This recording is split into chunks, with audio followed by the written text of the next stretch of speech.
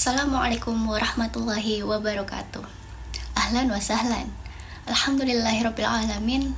Wassalatu wassalamu ala ashrafil anbiya'i wal mursalin Sayyidina Muhammad wa ala alihi wa sahbihi ajmain, amma ba'du.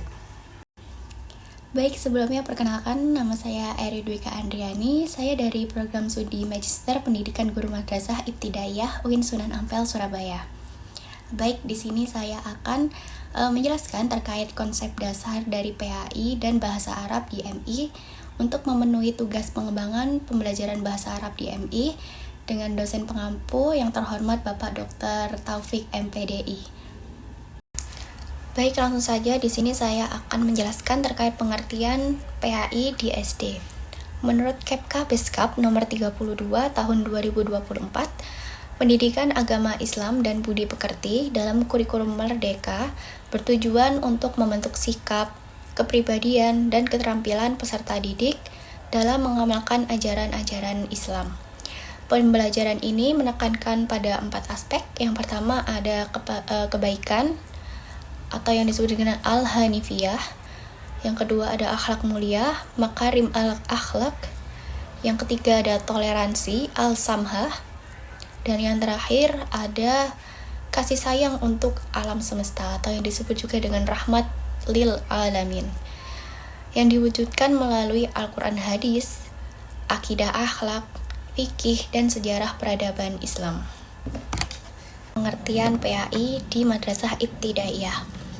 Menurut KMA nomor 347 tahun 2022, Pendidikan Agama Islam atau yang disebut juga dengan PAI di Madrasah Ibtidaiyah adalah mata pelajaran yang bertujuan untuk membentuk karakter, kepribadian, dan keterampilan peserta didik dalam memahami serta mengamalkan apa yang diajarkan dengan Islam.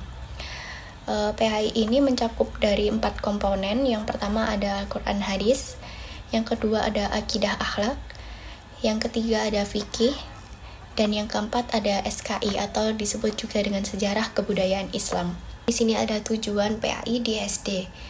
Tujuan Pendidikan Agama Islam dan Budi Pekerti atau disingkat juga dengan PAIBP.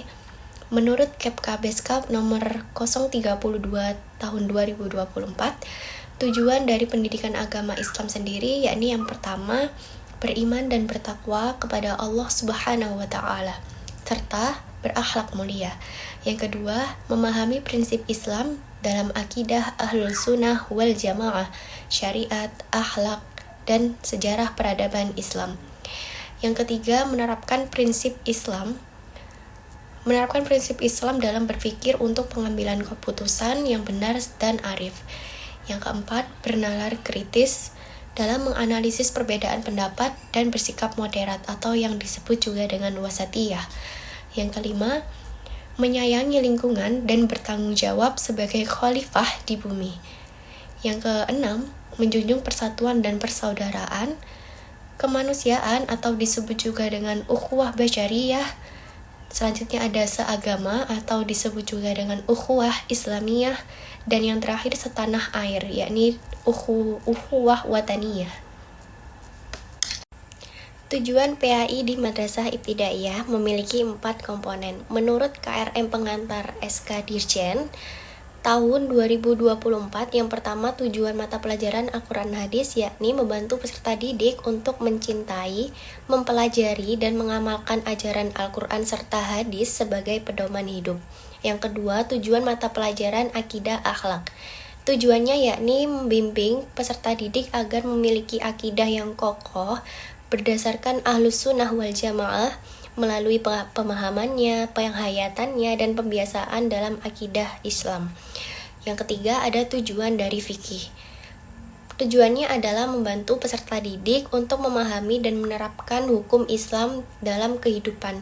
Dan yang terakhir ada tujuan dari sejarah kebudayaan Islam atau disebut juga dengan SKI, yakni membangun kesadaran akan pentingnya ajaran, nilai, dan norma Islam dalam perkembangan peradaban Islam. Selanjutnya ada pengertian dari bahasa Arab. Bahasa Arab sendiri berperan sebagai bahasa agama internasional serta digunakan dari ekonomi, pariwisata, politik, dan keamanan global.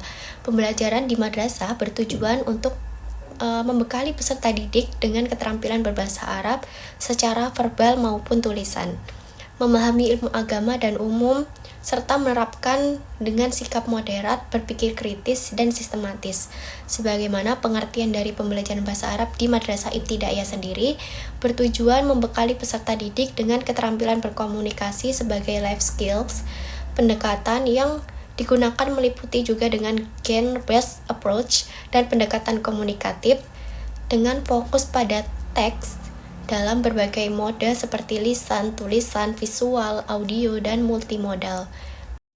Selanjutnya ada tujuan bahasa Arab di Madrasah Ibtidaiyah. Tujuannya sendiri yakni membekali peserta didik dengan keterampilan berbahasa Arab sebagai alat komunikasi global serta sarana memahami dan mendalami ajaran Islam yang bersumber dari Al-Quran dan Hadis. Selain itu, pembelajaran ini juga mendukung pemahaman keilmuan Islam melalui rantai keilmuan isnad yang bersenambung hingga sumber aslinya, sehingga peserta didik dapat mengakses literatur Islam, klasik dan modern secara langsung. Dasar PHI dan Bahasa Arab. Kerangka dasar kurikulum Madrasah PHI dan Bahasa Arab dikembangkan berdasarkan pada 4 landasan, yakni yang pertama ada filosofis, yang kedua ada sosiologis, yang ketiga ada psikopedagogis, dan yang terakhir ada yuridis. Yang pertama, yakni landasan filosofis. PAI, Pendidikan Agama Islam di Madrasah Ibtidaiyah, bertujuan untuk membentuk peserta didik yang tidak hanya cerdas secara intelektual saja, tetapi juga memiliki keimanan yang kuat dan akhlak yang mulia. Selanjutnya ada bahasa Arab, yakni sasaran utamanya diharapkan peserta didik dapat memahami agama Islam secara tepat dan benar untuk mendalami secara mampu mengkomunikasikan pemahaman tersebut dengan bahasa Arab secara lisan maupun tulisan. Selanjutnya ada landasan sosiologis. PAI dan bahasa Arab di madrasah dirancang untuk mendukung terwujudnya madrasah sebagai agent of change atau disebut juga dengan agen perubahan, dan social reconstruction atau disebut juga dengan rekonstruksi sosial, untuk menyiapkan peserta didik yang memiliki sikap modernisasi, keberagaman, dan berkontribusi secara optimal dalam upaya membangun knowledge-based society, atau disebut juga dengan masyarakat berbasis pengetahuan dalam bingkai negara Kesatuan Republik Indonesia. Selanjutnya pada poin ketiga, yakni mengenai landasan psikopedagogis, yang mana kita ketahui bahwasannya kurikulum PHI dan bahasa Arab harus mencakup 3 aspek, yakni yang pertama aspek kognitif, afektif, dan psikomotorik, sekaligus cara berimbang sesuai dengan perkembangan psikologi peserta didik.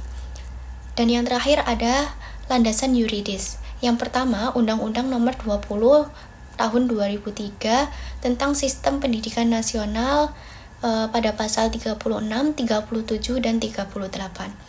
Yang kedua, ada Peraturan Pemerintah Nomor 19 Tahun 2005 tentang Standar Nasional Pendidikan. Yang ketiga, ada KMA 183 Tahun 2019. Yang keempat, ada KMA 347 Tahun 2022. Yang kelima, KMA 450 Tahun 2024. Yang keenam, ada pengantar SK Dirjen Pendis nomor 3302 tentang CP, PAI, dan Bahasa Arab. Dan yang terakhir ada KEPK BESKA nomor 32 tahun 2024. Selanjutnya ada fungsi PAI dan Bahasa Arab. Fungsi dari PAI sendiri bertujuan untuk mempersiapkan peserta didik menjadi anggota masyarakat yang memahami dan mengamalkan nilai-nilai ajaran agamanya dan menjadikan ilmu ahli agama. Selanjutnya, bahasa Arab memiliki 2 fungsi, yakni yang pertama sebagai alat komunikasi dan yang kedua sebagai sarana mempelajari ajaran agama Islam yang tertuang pada Al-Quran dan Hadis. Nah, di sini ada struktur kurikulum di Madrasah Ibtidaiyah.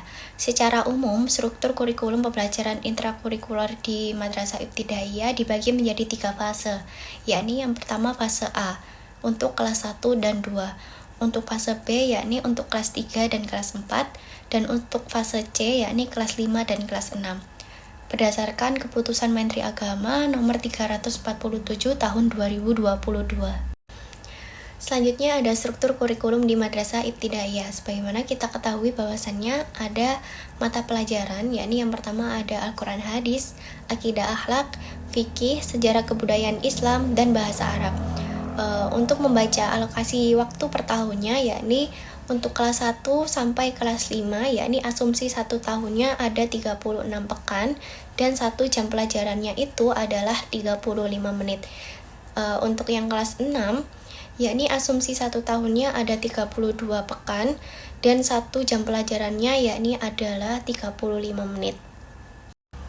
Selanjutnya ada struktur kurikulum di SD. Tidak jauh beda dengan struktur kurikulum di Madrasah Ibtidaiyah, hanya saja mata pelajaran PAI di Madrasah Ibtidaiyah tersendirikan seperti Al-Quran Hadis dan lain sebagainya.